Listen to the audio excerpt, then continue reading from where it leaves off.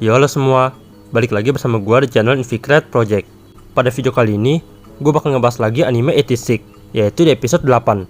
Episode ini menampilkan banyak dialog-dialog antar karakter yang menurut gue sangat menarik. Dan di sini, gue akan ngebahas tentang keputusasaan yang dirasakan oleh Lena. Kemudian, gue juga akan ngebahas tentang Shin beserta masa lalunya. Dan juga tentang misi terakhir Squad Spearhead. Dan oke lah, nggak perlu basa-basi lagi, gue akan langsung masuk ke pembahasannya.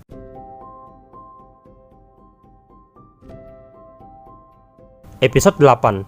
Episode ini menjadi episode yang menampilkan banyak sekali dialog yang sangat menarik. Setiap detail cerita juga sangat bagus. Oh iya, perlu gue tekankan lagi, di sini gue nggak akan banyak membahas spoiler dari light novelnya, karena video ini khusus gue buat untuk membahas beberapa hal di animenya. Yang pertama, gue bakal ngebahas tentang Lena.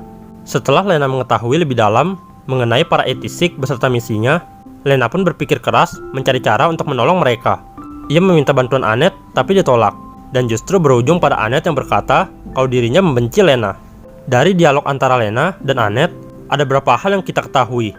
Pertama, tentang teman masa kecil Annette yang merupakan 86. Dari sini kita tahu kalau teman masa kecilnya itu adalah Shin. Hal ini sudah jelas dari berbagai clue yang sudah diberikan.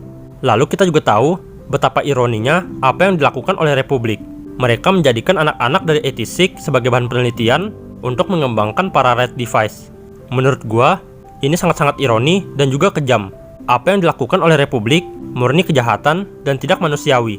Selanjutnya masih tentang Lena. Lena juga berusaha untuk berbicara dengan pamannya demi menolong para 86. Namun kejadian yang sama berulang kembali. Permintaannya ditolak dan justru beban mental Lena semakin menumpuk. Lena ingin menolong para 86, namun ia sendiri tidak tahu apa yang harus ia lakukan. Ini membuat Lena mengalami dilema yang sangat berat. Dan bahkan saat berkomunikasi dengan Shin pun, Lena yang sadar dengan keinginan asli dari Shin disuruh untuk tidak menghubungi mereka lagi. Tentu saja, beban yang ditanggung Lena semakin menumpuk karena ia sangat ingin membela para 86, tapi tidak seorang pun bisa membantu usahanya. Lalu yang kedua, tentang Shin dan misi terakhir.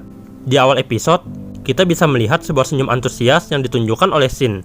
Ini bukan senyum antusias karena ingin membunuh kakaknya, melainkan untuk berperang sampai mati. Simpelnya, Shin tergila-gila untuk bunuh diri menyusul kakaknya. Bahkan para anggota 86 yang lain juga tahu dan tetap mengikuti Shin. Bisa dibilang, Shin dan anggota Squad Spearhead yang lain sudah siap untuk mati di misi terakhir mereka. Misi di mana mereka akan bertarung melawan para Legion, sekaligus Legion Dinosauria yang berisi jiwa dari kakaknya Shin. Squad Spearhead kali ini hanya tersisa 5 orang. Semua anggota yang lain sudah gugur sejak kejadian terakhir kali, di mana mereka harus mundur dari serangan Legion baru, yaitu Dinosauria. Lalu, gue suka dengan penyajian cerita dan musik di adegan ini. Adegan ini menampilkan sebuah kesepian dari mereka berlima, yang sebentar lagi akan pergi dari tempat itu untuk menjalani misi terakhir mereka. Bahkan iringan lagunya pun sangat cocok, sehingga adegan ini dapat banget feel-nya. Setelah adegan perpisahan yang sepi ini, mereka pun berangkat untuk menjalani misi terakhir mereka. Misi terakhir mereka adalah pergi lebih jauh ke markas Legion, dan sekaligus menjadi misi dari Republik untuk penghabisan semua anggota 86 yang tersisa. Adegan ini diakhiri dengan frame papan tulis hitam yang tidak terdapat tulisan apapun. Sekedar info, papan tulis ini juga berisi sebuah makna. Papan tulis ini biasanya digunakan untuk mengetahui berapa hari yang tersisa bagi para 86 untuk bertugas. Dan di akhir episode ini, papan tulis itu sudah kosong.